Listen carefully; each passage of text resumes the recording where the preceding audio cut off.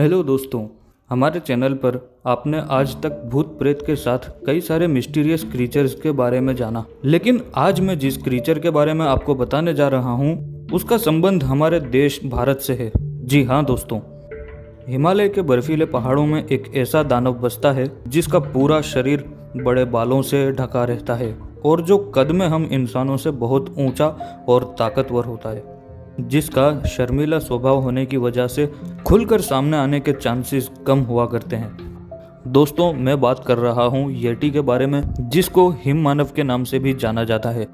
तो आज के इस स्पेशल एपिसोड में मैंने जितनी भी रिसर्च की है उसके मुताबिक मैं आपको बताऊंगा कि क्या यह जलपरियों और फिनिक्स जैसे रहस्यमय क्रीचर्स की तरह एग्जिस्ट भी करता है या फिर ये भूत प्रेत की तरह सिर्फ एक फसाना है। तो चलिए आगे बढ़ते हैं। दरअसल येटी एक तिब्बती भाषा का शब्द है। यह नाम असल में दो शब्दों को मिलाकर बनाया गया है, जिसमें से एक होता है ये और दूसरा होता है ते, जिसका मतलब होता है रॉक एनिमल, यानी कि चट्टानों पर रहने वाला जानवर। इसके अलावा इसके नाम का एक और मतलब बताया जाता है, जो है महती। इसके बारे में कुछ यूं बताया जाता है कि वहाँ के लोकल लोग इसे महती के नाम से जानते थे, जो कि आगे चलकर इस नाम के ज़्यादा इस्तेमाल होने से महती से येटी हो गया, जिसका मतलब ये बताया जाता है कि इंसान जैसा भालू। इसके हुलिये के बारे में बताया जाता है कि ये इंसानों की तरह दिखने वाले 8 से 13 फीट की हाइट वाले बंदर जैसे चेहरे वाला जीव है। जिसके अलावा इनकी 3 प्रजातियां बताई जाती है, जैसे कि एक होता है लाल बालों वाला और दूसरा काले बालों वाला और तीसरे लाल रंग के छोटे येती। एक्सपर्ट बताते हैं कि लाल येती छोटी उम्र के बच्चे को कहा जा सकता है और बड़ी उम्र का येती काले बालों वाला कदावर येती हो सकता है। तो चलिए अब हम बात कर लेते हैं सबूतों के बारे में, जिनमें शामिल है येती के हाथों और पैरों के निशान और येती के बाल। पैरों के निशान की बात करें तो इनकी तस्वीर कई पर्वतारोहियों ने ली है। मिसाल के तौर पर 1951 में खींचा गया ये फोटो या फिर 4 साल पहले खींचा गया ये फोटो। जब इन सारे सबूतों पर रिसर्च की गई तो वैज्ञानिकों ने बताया कि ये येती के निशान नहीं है। 1921 में जब चार्ल्स हावर्ड बरी ने पत्रकारों को बताया कि ये पैरों के निशान एक बड़े भेड़िए के हैं, तो पत्रकारों को इस बात में कोई खास बात महसूस नहीं हुई, तो उन्होंने अपनी मर्जी से इसमें मसाला डालकर ये छाप दिया कि ये किसी येटी के कदमों के निशान हो सकते हैं। लेकिन 1951 की फोटो वाले पैरों के निशान किसी भेड़िए के नहीं दिखते। इन पैरों के निशान पर रिसर्च करते हुए डॉक्टर माइकल वर्ड ने बताया कि ये पैरों के निशान इंसान के हैं। इन पैरों के निशान पर रिसर्च करते हुए डॉक्टर माइकल वर्ड ने एक चौंका देने वाली बात बताई। उन्होंने बताया कि ये पैरों के निशान इंसान के हैं। उन्होंने बताया कि ये एक तिब्बती के पैरों के निशान हैं, जिसके पैर थोड़े अजीब थे। लेकिन अब सवाल ये उठता है कि पैर अजीब हैं वो बात तो ठीक है, लेकिन हिमालय की बर्फीली वादियों में नंगे पैर कौन घूमेगा?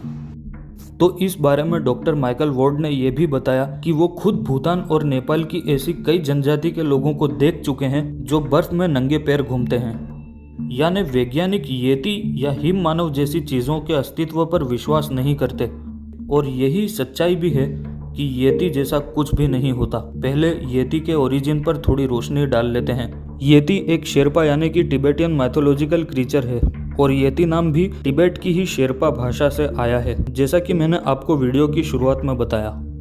और तिब्बतियन शेरपाओं के पुराणों में भी येती का उल्लेख मिलता है, जो कि 850 साल पुराने हैं। तिब्बत और नेपाल के बहुत सारे मंदिरों की कार्विंग्स में भी येती दिखाई देते हैं। अब सवाल ये उठता है कि अगर येती जैसा कुछ भी नहीं होता तो फिर वहाँ के मंदिरों और पुराणों में क्यों इसके बारे में बताया गया है? और अगर बताया गया है तो ये एक सिर्फ कल्पना तो नहीं हो सकती। मणिकबुम नामी एक तिब्बती धार्मिक ग्रंथ के अनुसार तिब्बत एक बड़ा सरोवर हुआ करता था। जब वो सरोवर सूखने लगा तो उसमें नए जंगल, जानवर और पहाड़ उग गए, और इन्हीं पहाड़ों में से एक में तिब्बतियन लोगों का जन्म हुआ। इन्हीं पहाड़ों में एक देवी श्रिन्मो रहती थी, जो कि एक बुद्ध देवी ड्रोलमा का अवतार थी, जो एक दिन भगवान बुद्ध के अवतार चेंद्रजिंग से मिली। वो कुछ बंदर जैसे दिखते थे और इन दोनों से 6 बच्चे हुए, जो आधे इंसान और आधे जानवर रूपी थे। इन 6 बच्चों से 6 अलग अलग तिब्बती समूहों का जन्म हुआ। वक्त बीतता गया और ये विकसित होते हुए धीरे धीरे पूरी तरह से आज के ज़माने के तिब्बती इंसान बन गए। सदियों के बाद वो वानरों की तरह कम और इंसानों की तरह ज़्यादा दिखने लगे। इन्हीं में से कुछ तिबेटियन लोगों का ऐसा मानना है कि इनके पूर्वजों में से कुछ पूरी तरह से इंसान नहीं बन पाए, जिन्हें येती कहा जाता है। ये बर्फ में रहते हैं और इंसानों से दूर रहना पसंद करते हैं।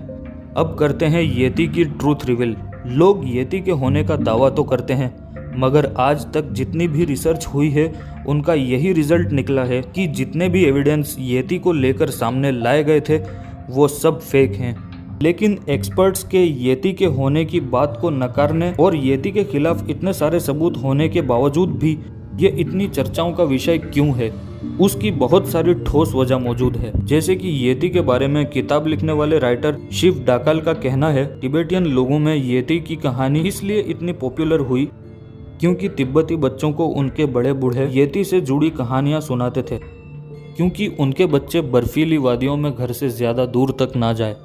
ये कहानियां वहाँ के बुजुर्गों द्वारा पुराने ज़माने से सुनाई जा रही हैं और इसलिए इतनी मशहूर हो गई हैं क्योंकि हम लोगों को कहानियां सुनने में फैंटेसी वाली और भूत प्रेत या येटी जैसी चीज़ों पर ही पसंद आती है। और तिब्बती लोगों में से कुछ लोग जो इस बात को मानते हैं कि उनके कुछ पूर्वज पूरी तरह से इंसान में तब्दील नहीं हो सके, जो बात मुझे मानने लायक नहीं लगती, क्योंकि कुदरत का कोई भी काम इम्परफेक्ट या कोई भी मकसद आधा अधूरा नहीं होता। हर टूरिस्ट प्लेस जैसी खास जगहों पर एक बड़ी तादाद में लोग जाया करते हैं और उन्हीं टूरिस्ट के जरिए ऐसी जगहों के आसपास के ग्रामीण लोगों का गुजर बसर होता है। जिस बात को लेकर वो लोग कुछ ना कुछ अलग या नया करने के चक्कर में ऐसी बातें टूरिस्ट को बता दिया करते हैं जिसके पीछे का मकसद लोगों को अट्रैक्ट करना होता है, और ख़ास करके ऐसी बातें लोकल गाइड्स भी बताया करते हैं। ये सारी बातें लोगों ने सुनी तो आगे फैलाते गए, और जब येती के होने के सारे सबूत झूठे साबित हुए तो इससे ये बात आईने की तरह साफ नजर आती है। और जब येती के होने के सारे सबूत झूठे साबित हुए तो ये बात आईने की तरह साफ नजर आती है कि पर्वतारोहियों और इन जैसे दूसरे लोगों ने जब कहानियों को सुना तो उनका फ़ायदा उठाते हुए फेमस होने के चक्कर में येती के देखे जाने, उससे मुलाकात होने और येती के फुटप्रिंट्स मिलने जैसी अफवाहें फैला दी। क्योंकि जाहिर सी बात है कि एवरेस्ट दुनिया का सबसे बड़ा पहाड़ है और इसको सर करने में कुछ ही लोग कामयाब हो पाते हैं और कई लोग अपनी जानें भी गंवा देते हैं। जब कोई पहाड़ सर करता है तो ऐसी बात ज़्यादा वक्त तक लोग याद नहीं रख पाते और भूल जाते हैं, तो इसलिए उनमें से कुछ लोगों ने यह हरकत ज़रूर की होगी। दोस्तों, येटी तिबेटियन बुद्धिस्ट लोगों के धर्म का एक खास हिस्सा है और कुछ तिब्बती लोग उनको अपना रक्षक भी मानते हैं। लेकिन एक बात सोचने वाली है कि जब उनके पूर्वज जो आधे जानवर और आधे इंसान थे वो पूरी तरह से बदल कर इंसान बन गए, ये बात उनके पुराणों में साफ साफ लिख दी गई है, तो बहस का क्या फ़ायदा। इन सारी अफवाहों में फेक फोटोग्राफीज जैसे सबूतों के अलावा मूवीज़ और गेम्स का भी एक बड़ा हाथ है जिसने इस चिंगारी को हवा दे दी। फिर मीडिया और इंफोटेनमेंट जैसी कैटेगरीज की टीवी चैनल्स ने इस बहती गंगा में हाथ धोने में बढ़ चढ़ कर हिस्सा लेना शुरू कर दिया। लेकिन गौर करने वाली बात यह है कि येटी और इस तरह की दूसरी चीज़ों के बारे में डॉक्यूमेंट्रीज और न्यूज़ तो सबने बनाई है, मगर येती या ऐसी किसी भी चीज़ को आज तक साफ साफ कोई दिखा नहीं पाया। ये लोग इन्वेस्टिगेशन करने का दिखावा करते हैं, फुटप्रिंट्स और लोकल्स के कुछ स्टेटमेंट्स दिखाते हैं और बात को घुमा फिरा कर प्रोग्राम को एंड कर देते हैं। कुल मिलाकर बात यह है दोस्तों कि तिब्बती लोगों का धर्म और उनकी पौराणिक कहानियां अपनी जगह हैं और येती के आज के ज़माने में पाए जाने वाली अफवाहें अलग एक तरफ हैं। क्योंकि धरती पर पाए जाने वाले हर जीव की तादाद बड़ी होती है, फिर भले ही वो संख्या में कम हो, क्योंकि छोटा समूह भी हज़ारों में या मिलियंस में ही होता है। इसलिए कोई भी चीज़ दुनिया से छिप नहीं सकती, फिर चाहे वो ज़मीन या पहाड़ों में पाए जाने वाले जानवर हों, आसमान में उड़ने वाले परिंदे या फिर समुंदर की गहराइयों में बसने वाले जीव हों। तो उम्मीद करता हूँ कि मेरी बात आपको समझ आ गई होगी कि येटी जैसा जीव आज के ज़माने में एग्जिस्ट नहीं करता। अगर इसी तरह से आप किसी मिस्टीरियस चीज़ के बारे में जानना चाहते हैं तो कमेंट करके मुझे बताएं, और आज का एपिसोड आपको कैसा लगा वो भी मुझे ज़रूर बताएं। तो बस आज के लिए सिर्फ इतना ही। उम्मीद करता हूँ कि आज का एपिसोड आपको पसंद आया होगा। एपिसोड पसंद आया तो लाइक करें, चैनल को सब्सक्राइब करें और बाजू में बेल आइकन बन के आएगा उसे भी प्रेस करें ताकि मेरी हर नई वीडियोस की नोटिफिकेशंस आप तक सबसे पहले पहुंचे। इसी के साथ मैं आपका दोस्त उज़ैर आपसे विदा लेता हूं और बहुत जल्द ही मिलूंगा किसी नए एपिसोड में एक नए सच के साथ।